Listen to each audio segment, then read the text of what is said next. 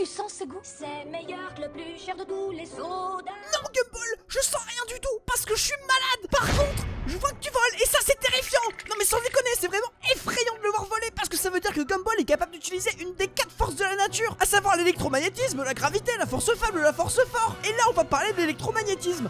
Pour qu'elle se mette à flotter dans les airs librement, Gumball doit contrer les effets de la gravité, ce qui est calculable. Le frérot fait 67,1 kg d'après le wiki. L'accélération à cause de la gravité est de 10 mètres par seconde carré. Si on multiplie les deux valeurs, on sait que la gravité exerce 671 newtons de force. Et c'est là qu'on part en vrille. En utilisant la loi de Coulomb, la moquette des Watterson et une équation réarrangée, mais aussi le principe d'électricité statique où on va présumer que Gumball est chargé positivement, la hauteur du plafond des Watterson qui est de 3 mètres et plein de petits détails super chiants à expliquer en vrai. Alors on va dire qu'après un calcul rapide, Gumball est aux environs de 664 173 coulombs de charge. Avec ce niveau de charge, Gumball peut se propulser dans la stratosphère en levant les bras, ce qu'il a fait d'ailleurs en faisant un check avec Darwin. Sauter à l'est pour attraper la gravité terrestre et faire un kamehameha en clignant des yeux.